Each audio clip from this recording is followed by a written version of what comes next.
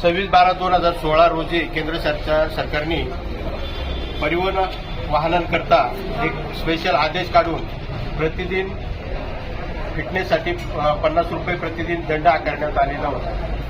या दंडाच्या विरोधात माननीय उच्च न्यायालय मुंबई या ठिकाणी 2017 साली रीट याचिका दाखल करण्यात आल्यामुळं यावर स्टे आणण्यात आला होता। परंतु 2/4/2024 रोजी माननीय उच्च न्यायालय मुंबई यांनी ही याचिका सुनावणीस घेऊन ही याचिका खारिज केलेली आहे। त्यामुळं याचा प्रभाव पुन्हा 50 रुपये दंडावर गेलेला असल्यामुळं संपूर्ण महाराष्ट्रात 15 लाख रिक्षा चालक आणि नवी मुंबईत साधारण 20 ते 25 हजार रिक्षा चालकांना याचा भूर्दंड आर्थिक भूर्दंड सोसावा लागणार आहे। माननीय मुख्यमंत्री महाराष्ट्र राज्य यांना माननीय उपप्रादेशिक परिवहन आयुक्त उपप्रादेशिक परिवहन अधिकारी यांच्या वतीनं आम्ही आज या ठिकाणी निवेदन दिलेले आहे। नवी मुंबईतील संपूर्ण 18 संघटना एकत्र येऊन नवी मुंबई रिक्षा संघर्ष समितीच्या माध्यमातून आज मुख्यमंत्र्यांना आम्ही निवेदन दिलेलं आहे।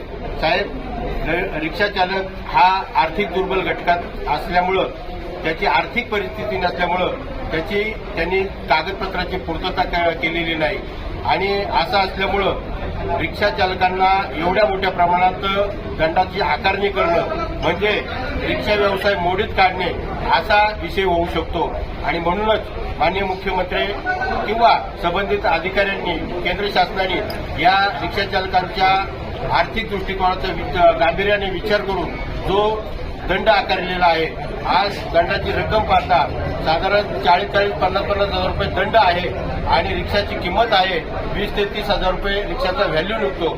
असं असमतोल दिसून येत असल्यामुळं शासनाने याकडे गांभीर्याने लक्ष देऊन हा जो दंड आकारलेला आहे हा दंड तातडीने रद्द करावा, अन्यथा रिक्षा चालकांचा येणाऱ्या भविष्यकाळात अगदी उद्रेक जर झाला तर कदाचित रिक्षा चालक रस्त्यावर उतरून मोठं आंदोलन करू शकतात।